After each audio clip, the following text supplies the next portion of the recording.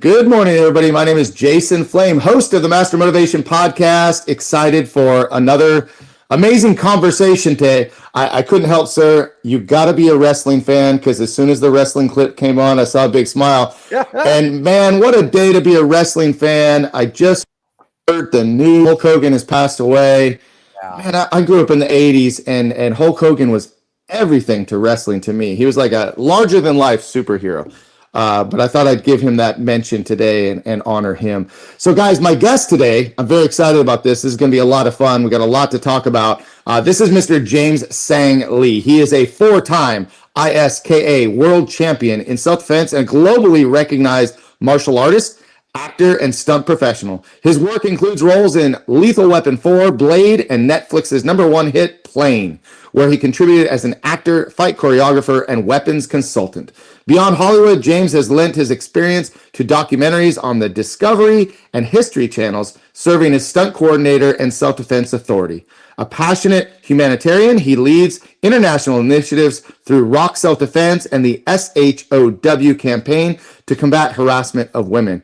As ISKA's youth ambassador, he champions autism awareness through Dragonfly ASD and provides online martial arts education via Kick Punch. Coming up, look for James in Avail Magazine, Global Unites in Qatar, and the reboot of the WMAC Masters. And I know that we're going to talk a lot about that because Carmichael Simon is already watching and jumping in. I've had him on the show. This is a big deal for those of us that grew up during that time frame and watched WMAC Masters. Mr. Lee, thank you so much. Appreciate you being on the show today and taking the time with me. Hey, glad to be here, Jason. Thanks for having me.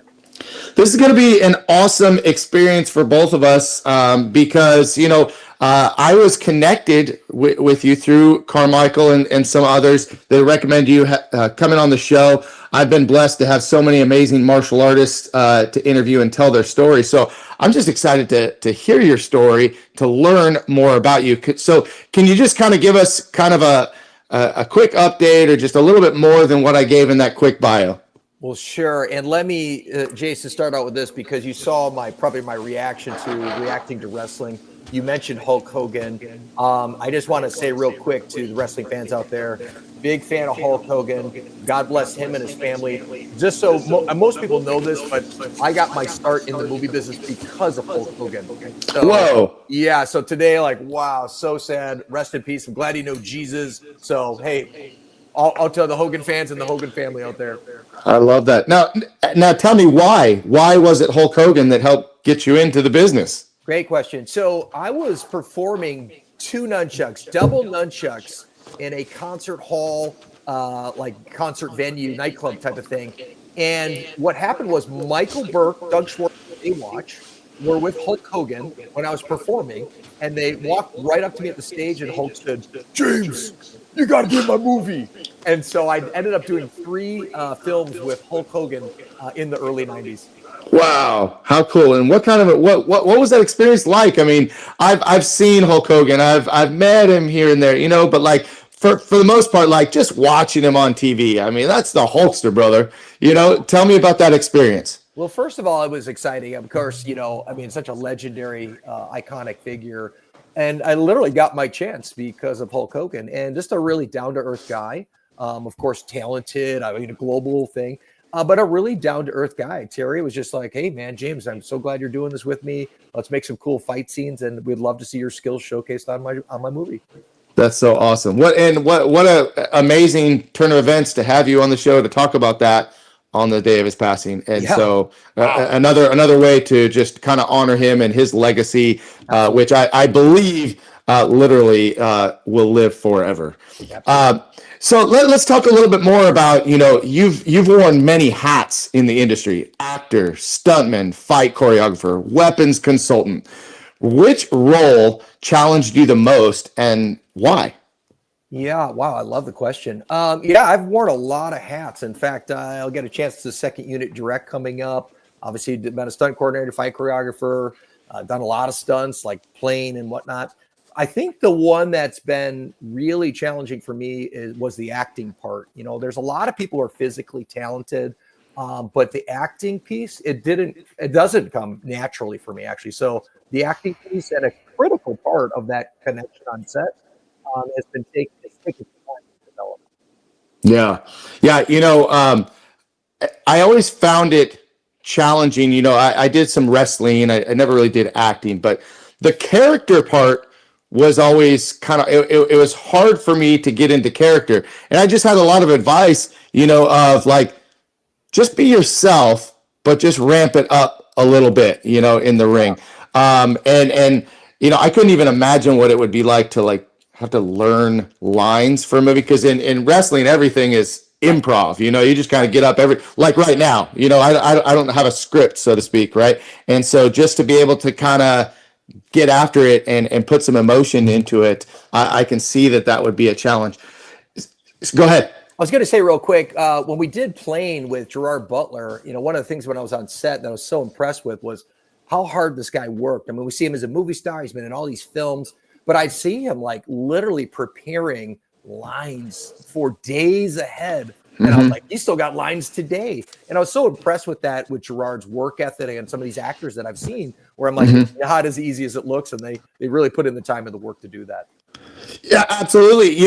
I'm a huge movie buff. I love everything about movies. I like the behind the scenes stuff. I just like, it's my favorite pastime, literally, is to watch, movies that some movies I could watch over and over a million times. And I love to try to find movies that I've never seen, which is getting harder and harder. But I'll go to Universal Studios. It's one of my favorite places to go because I just love, I love the effects. I love what goes into it. But like you said, people don't really understand. They see the fame and the glory and the, how much money they make or whatever, but they don't actually see that work ethic that goes into being an actor. And I just have I have a lot of respect for people that put that much work into their craft. I mean, such as us, in martial arts, right? You see the martial artist on the mat who is, this amazing instructor or performer, but you don't see the hours that go into the class planning, or like you just attended the Maya event, and how much work goes into making the business a greater experience for all of our students, so that behind the scenes stuff is a lot further than most people think. And with that, this question, you've worked on blockbuster films like Blade, Lethal Weapon 4. Can you share a behind the scenes moment that fans would never expect? I got a great one, actually. And I was thinking about this yesterday even. So in my where I live in Sanford, Florida, they had this showing last night for the Goonies. Okay, and I wasn't in the Goonies, but Goonies was directed by Dick Donner. And Dick Donner, I got the pleasure and privilege to work with him on Lethal Weapon 4. So here's the story for you, Jason. So in Lethal Weapon 4, I'm the guy that jumps off the moving freighter with some other stuntmen. Right? This is like probably give or take 4 stories in the air, Pacific Ocean, 2 a.m. in the morning, below 50-degree water. And so my role, and you can actually, if you look at the DVD box, it's the scene on the back of the Lethal Weapon 4 box of Mel Gibson and me jumping off this boat. Anyways, so off the freighter, I'm coming down a dinghy, and it's my job to escape with the movie with Jet Li into the ocean to get away from the good guys, Mel Gibson, Danny Glover, etc. Well, that's the scene, okay? But the scene before that is safety meeting. And in this little dinghy, imagine like in the Pacific Ocean on a little dinghy, you've got Dick Donner, head of Lethal Weapon, right? Goonies, etc. Mel Gibson, Joe Pesci, and Danny Glover. Okay, so we're going over the safety, and Donner says to me, James, you're going to jump from quite a distance in the air. Yes, sir. You got a wetsuit on. You're going to be in the Pacific Ocean below 50-degree water. Yes, sir. You got the glow sticks just in case, so the Navy SEALs can pick you up in the ocean, right? Yes, sir. And he's going down this massive checklist, right? And he's like, hey, if you don't jump far enough, Mel Gibson's boat's going to take you out. And if you don't jump too close, you'll be dragged under the water for a mile in the Pacific Ocean. And then all of a sudden he says, James, can you swim? And I was like, no way. So anyways, it made me think of Dick Donner. What a great guy. Wow. Cool. I mean, again, being a huge movie buff myself, and I loved the Lethal Weapon series. Some people will criticize the fact that when Joe Pesci came on, it kind of changed it, but I'm a huge Joe Pesci fan. So watching him come into the role was just kind of neat. What was your experience working with those guys, and any other situations, any other stories to tell or share? Well, I'll say this about Mel Gibson. Obviously, a great filmmaker, actor, just a wonderful person. I'll tell you this behind the scenes with Mel, not just a great filmmaker, a great guy. I remember one day coming in pretty banged up on a film of that level of action back then, and just tired, especially when you get towards the end of film. I mean, you're pretty banged up. And he literally comes buzzing in on his golf cart. He jumped behind the food line, and he was literally serving food to everybody. And I was just like, that's a good guy. It was, no show, no cameras, just that's who he was. And I just always remembered that. Yeah, that's the good stuff. That, again, people see what they see on screen, on television, but they don't see those behind the scenes stuff. And, you could really let the tabloids or social media kind of exacerbate some of the craziness of the movie and film industry. But that's the good stuff when you're hearing about a guy like Mel Gibson jumps behind and just starts serving food. I mean, very, very cool. Hey, quick shout out once again, Carmichael Simon. Thank you so much for watching. Brandon Thompson, thank you for watching. Guys, this show is for you and everybody watching. So if there's something that we're not talking about or something that you want to hear about, if you got a question, drop those in the comments. I'll make sure that we get it with James. But let's talk about, being a world champion, right? As a 4-time ISKA World Champion in self-defense, how do you see the connection between competitive martial arts and real-world self-protection? Yeah, great question. So I was a guest to see the U.S. Open, the ISKA World Championship many years ago, and I was watching the world final, and just amazing talent. I mean, the ability to fly that high in the air, all these kicks and punches, weapons. And I sat there and I really was kind of intrigued by it, but I was also thinking to myself, what other flavor of martial art disciplines could be in the world final? And because I came from more realistic, if you will, martial arts, where, gun disarms, how to use a stick, like close quarter combat. So I was bringing in the world that I had from the executive protection and the security industry into the sport. So the key was then how to blend the sport and the combatives and make it a cool scene. And so because I was a fight choreographer, it's sort of a natural fit to do self-defense and fight choreography. And so that was kind of the blend that we brought about.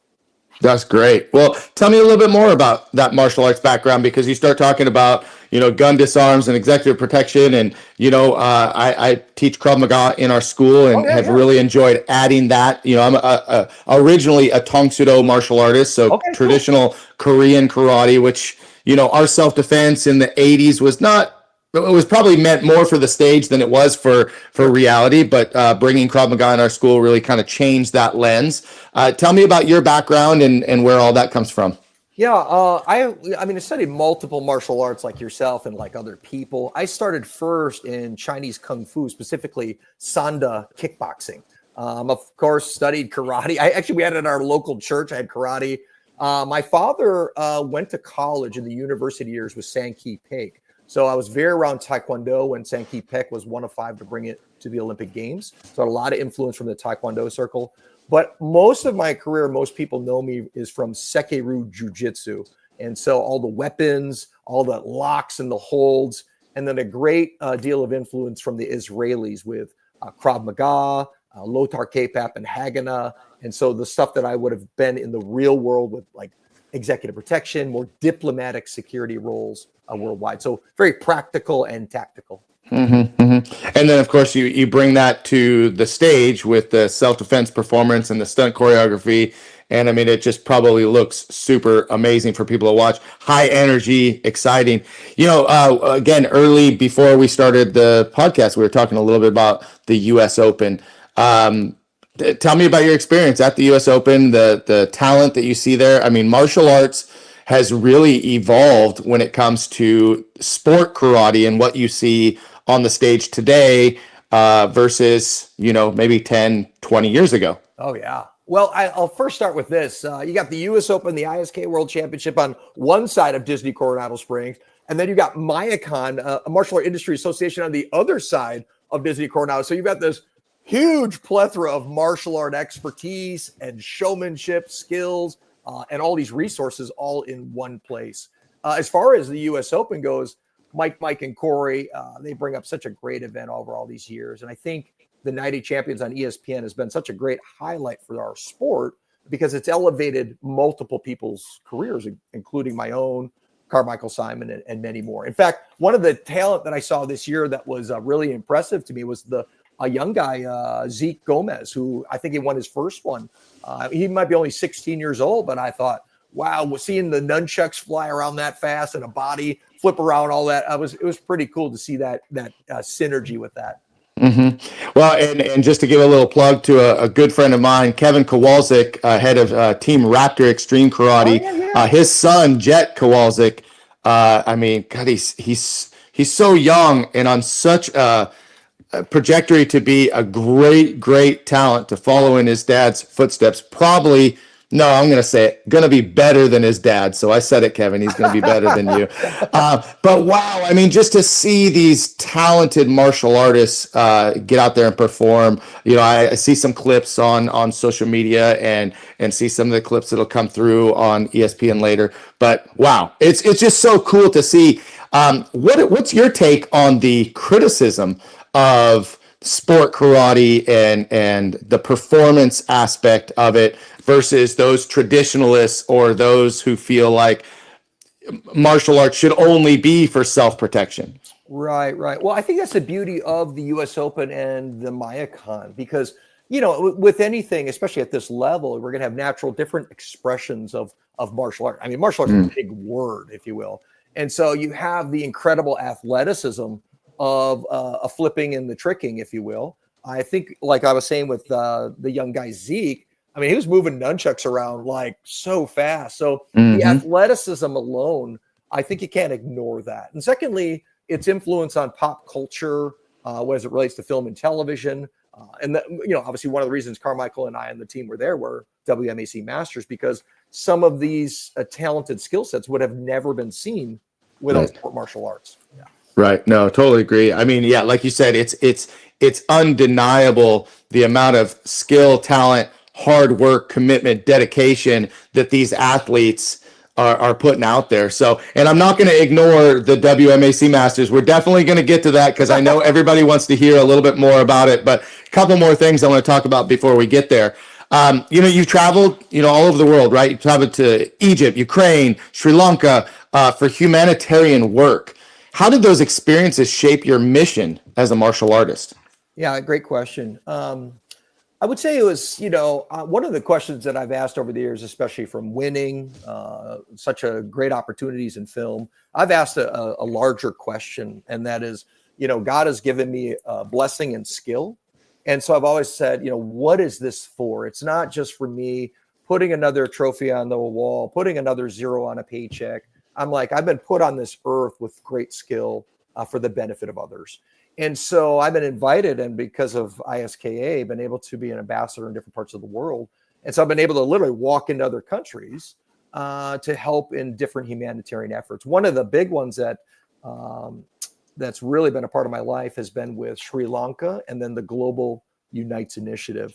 So because of rock self-defense and, you know, like you were talking about, Jason, with Krav Maga or related, what is it like to help people be able to defend themselves, but also taking it to a whole nother level of how can you teach people how to protect themselves? And so the Sri Lanka initiative with Sri Lanka Unites, I'm going to Doha for Global Unites for 20 countries, but that gets into how do we use martial arts for the well-being of other people? In this case, self-defense. Yeah, love it. Well, and self-defense comes in many different forms, right? What some people don't realize or don't think about when it comes to self-defense or martial arts is, you know, we learn how to protect ourselves from ourselves, whether that's you know, our mental state, our emotional state, or how we feed our bodies, how we train our bodies. But like you said, you know, being able to teach others how to teach others, you know, that's kind of that big circle of the influence and impact that we have. I mean, it's one thing to learn the art. It's another thing to teach the art, but then to be able to teach the art to someone that will continue to share it and leave a legacy is pretty amazing. That huge ripple effect that we have. And it's rare that people will find. I talk to a lot of people. That it's rare to find that gift and to find and know that you have that talent, because some people are searching and searching and searching and may go their whole life without knowing their true purpose, right? I mean, how many people are kind of going through their days doing what they do kind of because they have to do it, not because they wake up and they're just excited. I mean, I absolutely every single morning wake up excited to go on with my day because I know I get to do something that's pretty powerful. But how cool is it to find, your passion, but also to find your purpose that builds to a greater scale. So let's talk about the show campaign. What does S.H.O.W stand for, and what inspired you to tackle harassment through martial arts? What kind of impact have you seen so far? So let me give a little context to the S.H.O.W campaign. So SHOW is Stop Harassment of Women. So my good friend Prashant Devisser started to ask the question after the 25-year civil war of Sri Lanka. Right, here's this little country off of India, its own country, Sri Lanka, has a civil war for 25 years between the Tamil Tigers and the Sinhalese. And he started to ask the question when the war ended, how does a country reconcile after such a major traumatic and catastrophic events? And so one of the things that came about for him is we will need to address how the youth move forward, because time will happen so quick that in a matter of a few years, just cleaning up all the damage and the wreckage, you will have already missed an entire generation in our country, he was saying, to change the country. And so he said, let us gather the top 4 high schoolers from every high school in Sri Lanka, bring them together for a conference, and let's begin to have experts in their fields in economics and education and sport to speak into their lives, to give a new vision for Sri Lanka. So part of that, when I was a guest for that, was to bring rock self-defense to this part of the world. Prashant would go on and be, by the Queen of England, given the Points of Light Award. That's right, Queen of England, right? So you think of knighted, the Points of Light Award is the other major award for global efforts like this. So it kept going from Sri Lanka, then to Nairobi, Kenya for another 10 countries.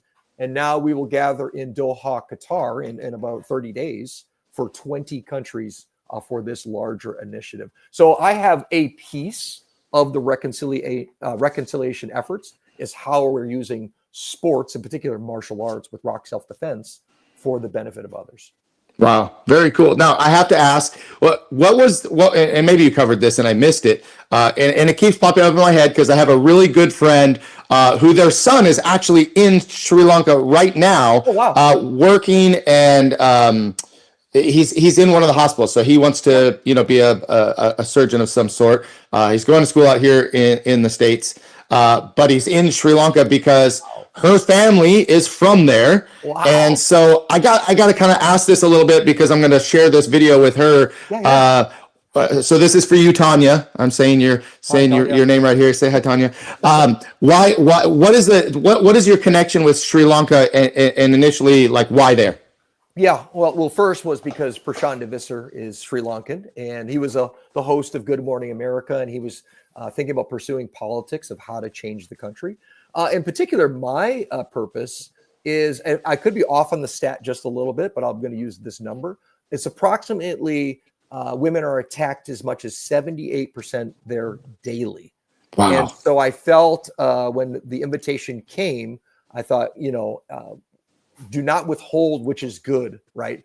And I was like, I could contribute to this effort, in particular, an area with self-defense for the well-being of women there. Love it. Cool. Well, thank you for sharing that. And I just couldn't help but thinking of my friend Tanya when we keep talking about Sri Lanka. Now let's talk about the autism community and how you've been involved in helping through Dragonfly ASD. What sparked your interest in combining martial arts with neurodiverse advocacy? Yeah, so this is really unique, actually, this one, because you pull the clock back about, say, 10, 15 years, and I'm not the smartest guy, Jason. So I'm say 10, 15 years ago, I started hearing this word autism, and I probably heard it maybe twice back then. And my wife, Jenny, and I, our son, Jaden, was exhibiting some strange behavior back then. And so we were like, what is this? And honestly, we were like, he's the son of a stuntman. Like, of course he's going to be a little crazy, right? But it was more than that. And we started seeing different behavioral aspects. Well, we were guests to see Dr. Tony Atwood. I think Tony's from Australia or New Zealand. I get the two mixed up sometimes. Like I said, I'm not the smartest guy. But nonetheless, we're actually at this event, and Atwood's giving for mostly medical professionals. These are some of the things I'm seeing globally in the work for autism and Asperger's syndrome worldwide. And in this conference, he gets about halfway through the conference and he says, if you leave with one thing from this conference, you leave with this. And I was kind of like, okay, what's he going to say? And he said, I know there's doctors in here, medical professionals, educators. And again, remember, Jenny and I were just guests. And he says, kids with Asperger's syndrome and autism must do martial arts. And I was like, did I hear that? And he literally said, I don't want you to miss it, so I'm going to say it a second time.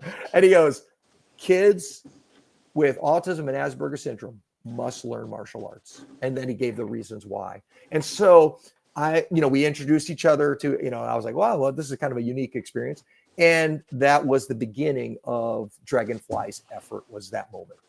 Awesome. Well, and as I'm listening to you and we're going into talking about this topic, many of us in the martial arts industry have just noticed a higher trend of students on the spectrum that are training with us. I mean, I've been fortunate to have several students that have made it black belt and beyond, have responded very well to the structure of martial arts. I currently work with several students on the spectrum. It's such, here's what I don't like is as martial artists or even in school. I can remember being in school, right? And like a kid that had a learning disability was literally just labeled the dumb kid, thrown in the corner and for the most part ignored. And, being a martial artist, a lifelong martial artist and instructor who, my goal is to help raise these kids up, help bring out the best in these kids. And I never understood that because that it was literally just pushing them off to the side and not allowing them to grow. And so I've just seen these kids that and I've had schools that have turned these kids down. I mean, literally they've come to me and they've said, yeah, we went to another school, but they said they couldn't help us. They would ignore my child. They would tell my child that he couldn't do martial arts. And I shake my head to that because all that means to me is that maybe that instructor just isn't fully aware of the capability or isn't giving it a chance. I don't know. I just don't have words for it, but I really embrace not only the opportunity, but sometimes the challenge, because I've had many of these students teach me more about teaching martial arts than the kids that have all the talent in the world, right? So go back for a second, and I love that this doctor said every kid that has Asperger's or autism should be doing martial arts. Couldn't agree more, just like my wife is watching, and she said the same thing. Martial arts is a huge gift to these students, and so thank you. And I think she's thanking me too, maybe, for these guys. But tell me, what did this doctor say? Why should these students be involved in martial arts? Yeah, I love this question, Jason, because this is the significant part of the origins of Dragonfly and Sci-Fi Saber. And that is, number one is he said, Dr. Atwood said, kids with Asperger's syndrome and autism. And the reason I keep saying Asperger and autism, obviously, we know DSM-5 is out now, so autism. So everybody don't send me 80 emails that I kept saying Asperger. Okay, I know it's DSM-5 autism now. But at that time, we were terming also as Asperger's syndrome.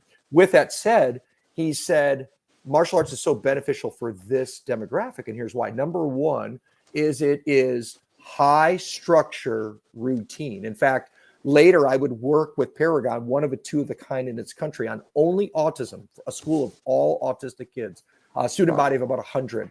And she said, you want to know, this is Helen Leonard, founder of Paragon. She said, James, you want to know the magic secret about this school? I said, I do. And she said, military-like. And she said, it's the structure that is so key to the benefit of autism world. And so back to your statement, the high structure of martial arts, right? Because when we back up the clock from martial arts is military-like, right? Mm-hmm. So that was number one, was structure and routine. Number two, some of the pieces that we're seeing in the autism community, especially some of the movement, like when you'd see them wobbling, movement, mm-hmm. You'd sometimes also see the arm structure, okay? And some of that overdevelopment in the elbow, like my arm is straight, but if it was reversed, it would be almost like that. And mm-hmm. What that was is you're starting to see overdevelopment of the tricep muscle versus the bicep muscle in the community. And so what are some of the practical aspects of building core strength? Martial arts really emphasizes this, our core strength, and addressing certain muscle groups to develop underdeveloped areas. So this was another thing that he was saying, the dynamic movement of martial arts, emphasis on the core strength, as well as different aspects of crossing the body, all these lines, hugely valuable for the autism community. And number three, which was a huge one that really obviously got my attention, and you hit it, Jason, too, is a lot of people, too, there's the bullying aspect, getting picked on, very prevalent in special needs communities, regardless of autism, other special needs mm-hmm. as well. And so the practical strategies needed for self-defense was very important for this community. So one was high structure and routine. Second was the emphasis on certain body muscles, in particular core strength. And third, practical strategies for self-defense. And that part of it was some of the origin of us developing, not just, hey, we do martial arts as a school, but we're developing programs of how to teach kids with autism, if you will, their own style even. Mm-hmm. Very cool. Very cool. Well, thank you for sharing that and sharing the story with Dr. Atwood. And again, I couldn't agree more. Martial arts is just, gosh, I mean, I don't need to tell you, but for those that are watching us talk about martial arts, sometimes it has this, this mysticism about it. It's this mystical art, it's not like the ninjas back in the day that we watched in the 80s. I mean, that's actually what kind of drew me a little bit. I thought, Sho Kosugi and all those guys, like that was the stuff for me. Oh, yeah. But still, people look at martial arts, and I mean, it's a lot more mainstream now. It's being, sure. recognized, especially like you said, by doctors but tell me a little bit more about what you see the martial arts benefit. And just so you know, I'm having trouble hearing you, so I'm going to fix my mic here. It's not you, it's me. Okay. But I'll get on that in just a second. But talk a little bit about the martial arts and just some of the other benefits for all students of all ages, all genders. Talk about it a little bit. Yeah, I mean, that's the beauty of martial arts, right? Martial arts is honestly two big words if you think about it, because you've got the sport aspect, like we were talking about the sport, the circuit, NASCA, competing, but you also have the combative aspect, especially the rise of UFC, but then also the really like street combative aspect.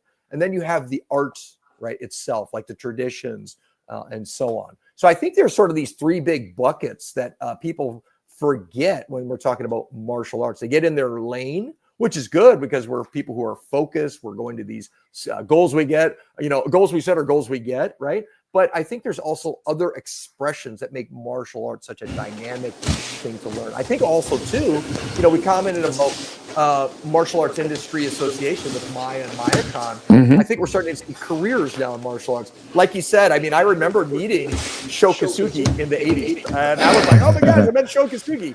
And, back then it was like unheard of to, teach martial arts to the masses. It was so mystical, and I'm going to take on 3 disciples and you can't tell anybody anything, and I think we have the business aspect now. There's careers in martial arts. And so you got the benefits of health, sport, competition, and of course, even careers now.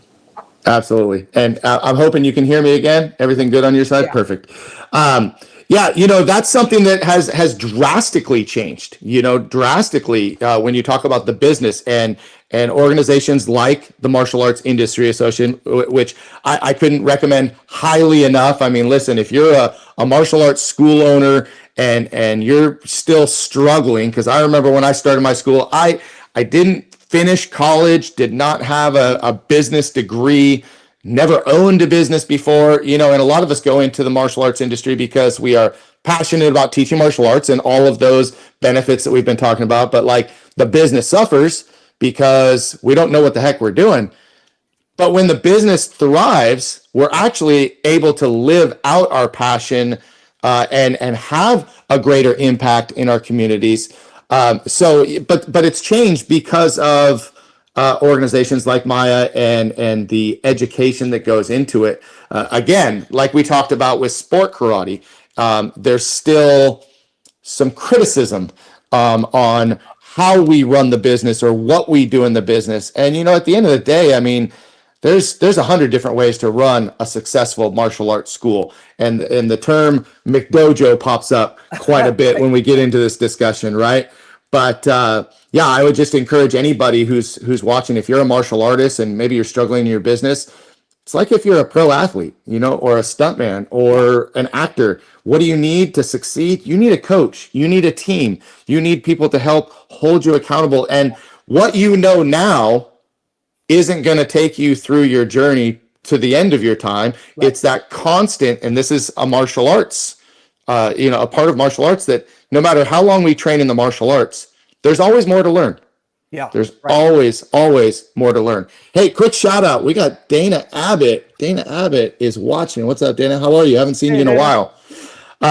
So yeah, thanks for sharing that. And we're almost there, guys. I know you want to hear more about WMAC Masters. I know it's killing you. It's coming soon, but let's talk about this. With so many accolades and accomplishments, what does legacy mean to you? And what kind of legacy are you hoping to leave behind? Big question here. Wow, that's cool. I've been very blessed to do film, championships, business, and travel, etc. Obviously, the efforts of the past, those are cool, and Dragonfly and Sci-Fi Saber currently, are happening. But when you say legacy, I think that's one reason that Carmichael and myself and others were really big on the thought of what does it look like for WMAC, right? Because you're talking about a pop culture thing 30 years ago, and it's like, well, what does that look like in a reboot for notice this, for the benefit of others? What if we could help other people get their shot? What if we could, as industry leaders, like we're talking with MayaCon, it's how could we equip people with what we've learned for what they're going to do next, right? Because they're going to do it in ways we haven't done it. But if we could pave that road for them, that's going to be super successful. So back to your original question, what does a legacy look like? It looks like educating the next generation of how to do that. Here are some of the strengths, here's the weaknesses, here are some of the pitfalls, here are some of the opportunities. And so what does it look like to pour into the next generation? Mm-hmm. Awesome. Amazing. And, as it's 2025 now, right? I was born in 1974, so I just turned 51. I've gone through, a lot of these different, we've had WMAC Masters, we've had the Karate Kid, we've had the Power Rangers, we've had Teenage Mutant Ninja Turtles, we had all the ninja years and all the things, and just in the movie industry itself, right? There's a ton of reboots. There's a ton of, well, let's bring it back. And the one thing that everybody worries about is when we bring something back, does it take away from what it once was? You get where I'm going with this? Yeah. Because I mean, how many, I'm just going to say it, Roadhouse. Don't redo Roadhouse. The first one was so good. And then you do this crappy garbage new one. It was bad. It wasn't even good. And I'm seeing all these other movies that they want to kind of reboot and redo, and I'm like, just leave it alone. Like, I'd rather listen. Top Gun sequel for me was better than redoing Top Gun. I'll take it, But so let's get into it. Let's talk about WMAC Masters. We're talking about bringing back the reboot. How are we going to bring it back? And you mentioned it, briefly there about showing the future, the legacy, what they could be and what they could do. But what's this new WMAC Masters reboot all about? Well, before I say about WMAC Masters, let me use your Roadhouse because I absolutely love the original movie with Patrick Swayze. I think that is a great example and a great segue to WMAC, and that is this: is that my kids are not going to watch 1980, whatever it was, with Patrick Swayze for Roadhouse. And it was great because I remember the line even. You're the best. No, Wade Garrett's the best. No, Wade Garrett's old. Well, he's still the best. So I still remember literally Roadhouse lines. But my point of it is that by doing reboots sometimes, and I think this is the key word, is we're introducing to another generation what that was and in the way that they would receive it. And so I think that's the same with WMAC reboot, is how would we introduce to another generation of, in their own time, of how we got discovered, what we had to do to prepare, who we learned from, the amazing Pat Johnson in our timeline. Well, maybe that's Carmichael Simon in this timeline, right? And so how do we introduce to a new audience, a next generation, if you will, these opportunities in career, in filmmaking and television, but also in pursuit of skill, right? I mean, I'll use some of the cast from WMAC. We had the blessing that Bridget Riley was there, Sophia Crawford, Chris Casamassa, Christine Vanna Rodriguez. We got to see Hakeem, of course. We got to see Carmichael. But they didn't get there overnight. They would tell you they worked hard in sparring and forms and weapons back in the day to get their black belt, to compete with the world's best. And so I think some of those pieces, we're introducing part of that story to them. And I think that's where reboots come in. Awesome. Well, and that's a great way to describe it, is having an opportunity to, it's kind of like Cobra Kai. Cobra Kai, is way past the Karate Kid era of 1984 when we first watched it. But how many kids after watching Cobra Kai went back and actually did watch those movies? And now it's like this whole legacy series and the legends, right? And by the way, thank you for bringing up the late great Pat Johnson. He was my instructor's teacher. Dennis Ichikawa is my instructor, taught by Pat Johnson and Chuck Norris. I have so many great stories. I just wish that I had the chance to work with him more when he was here. But wow, what an impact he has had on the industry, because you talk about WMAC Masters, you talk about Karate Kid, you talk about Teenage Mutant Ninja Turtles, and you can't talk about those without Pat Johnson. That's right. Mr. J was just an incredible guy. Obviously recruited a lot of the team that we know from WMAC Masters. A lot of people don't know. I mean, he himself was a world champion in his own right. I mean, we know him. A lot of people know him as a film director, stunts, but he was a world champion. Ran Chuck's karate schools. Was in Bruce Lee's Enter the Dragon, and we had the great timeline to get to work with him. And so, I mean, talk about a blessing and a privilege. That was amazing. Yeah. Well, thank you for sharing that. And so let's talk about the beginning of WMAC Masters. How was it created then? Like what was the purpose? I remember watching it as a kid. It was on Saturday mornings. It was kind of part of the lineup. And I was always excited to see the different matchups. But one of the things that was pretty unique were, I think this was kind of like the introduction of life skill lessons. Sure. Right. Martial arts schools didn't have life skill lessons. It was taught just kind of doing what we did, but it wasn't like this piece of class. I really believe that was probably the introduction to martial arts schools, to actually doing that on a regular basis. So tell me about the original series, how it came about in the beginnings, and then again, how we're going to bring this back and what we should be looking for. Great. I can't talk about its really early origins in terms of like script writing level, but I will say what a unique place in time, right? You got Saturday morning cartoons, a Saturday morning show, 2 seasons on Fox. You got in that 90s timeline, you've got Power Rangers, right? Even if you push forward in the 90s with martial arts and television and film, you've got the rise of Jackie Chan, Rush Hour, Jet Li coming to America, and the Lethal Weapon.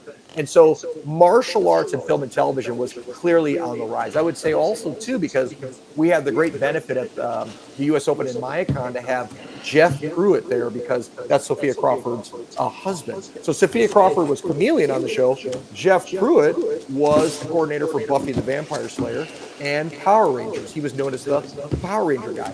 So back to your original question, how does this come about? Well, we've got things that are already influencing the show, like Power Rangers, And so now we're just adapting some of these life lessons, the martial arts styles, and some key champions that were real martial artists into one TV show. So that was part of it. And of course, the second major piece was Pat Johnson searching out key talents on the circuit, especially Hakeem Olsen and others, to be on the show, which became obviously a great hit show. Mm-hmm. And so what are we looking forward to now? What's, what stages are we in now?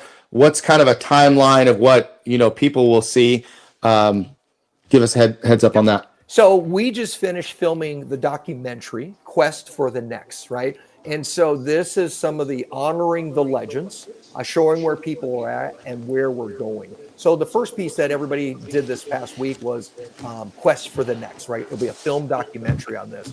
The second piece that's current is the introduction of WMAC Health, right? So you have the show, but then you have also products that help martial arts school owners, program directors. Like, how could you also help your teammates, your class, your families with good, healthy products? So WMAC Health is bringing out the health products as well, with patches, health and wellness, and more. And then where is it going as a show? One of the things that we did was the auditions with the expectation for something called the Fight Scene Challenge.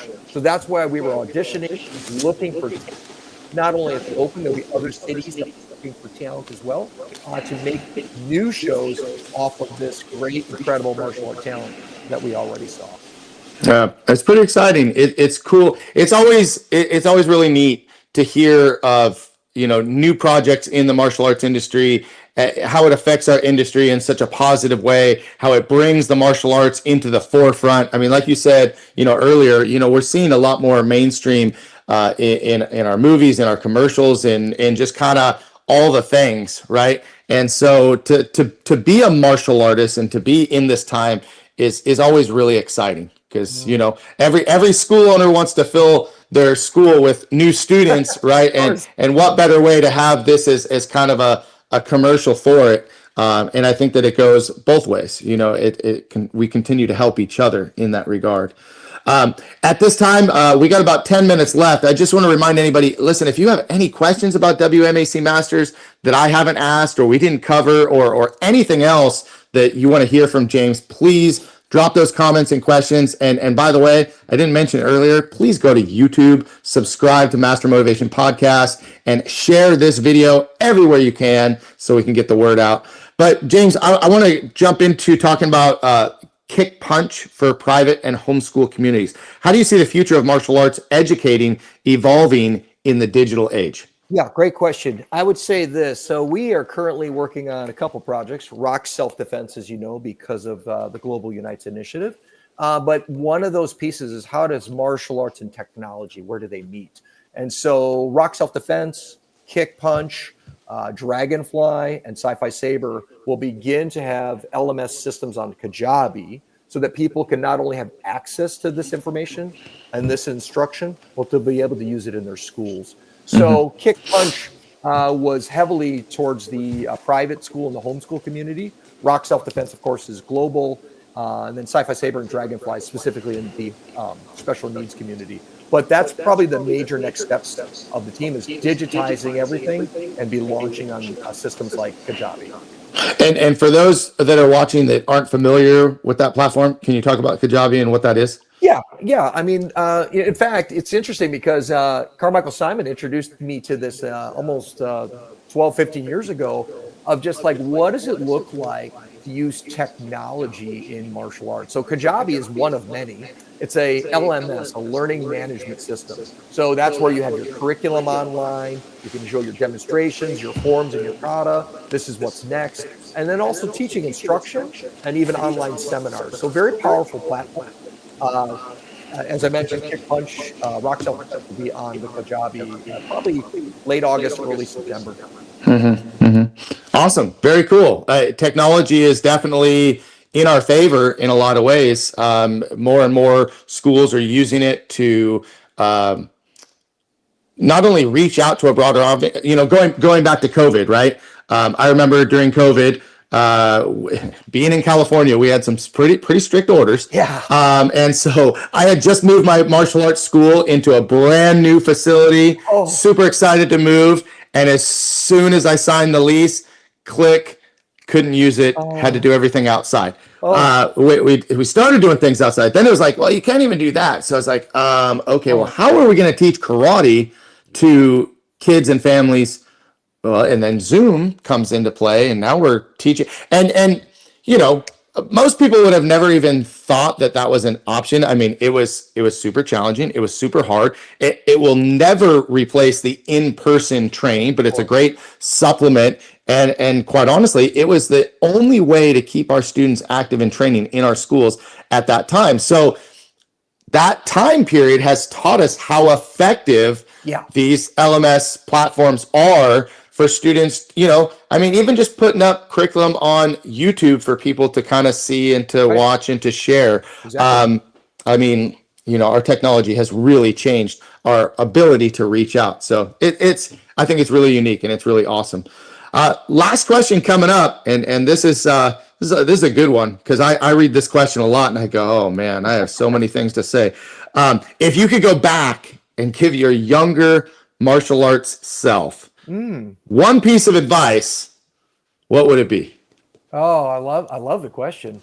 I would say it would be this, and especially this is for martial artists, because we spend so much time on the physical training side, right? That's the martial arts is physical. But I would say to my younger self is not just to develop the physical side, and of course the next natural one is the mental side. I would say this to the younger James Lee is to develop your spiritual side. And so you have your physical side, your physical fitness, your mental fitness, and even your spiritual fitness. I would have told the younger James Lee to pursue his spiritual fitness as well. And with that being said, explain what that means. What does that mean to be more in touch with your spiritual self? Exactly. In my case, in my personal case, is that I pursued, in my case, to pursue a relationship with God, in particular, studying the Bible, being in a community. I have a personal relationship with Jesus. I give all glory to him. And so for me, it's like, what does it look like to read the Bible, to be in a community that cares for each other, and to be a blessing to other people? And so I didn't really have some of that when I was younger. So that's why when you hear about my movie career, especially my early career, it was all about me. But I want to encourage all of those out there, as well as that information for myself. If I would have pursued my spiritual fitness as well, I would have been a much more wholer and a person. And I appreciate you sharing this and getting a little bit, more personal. Was there a pivotal moment in your life, or was there a catalyst that made you seek God and have that relationship and accept Jesus? Yeah, I'll definitely share that. That roadmap for me was, I was at a movie premiere one night, red carpet, people cheering my name. I got everything, fast cars, multiple houses, I got everything. And I got home from that movie premiere that night, and all I could do was cry. And I actually said, Jason, I said, God, I got everything, but I'm a long ways away from you. Change my life.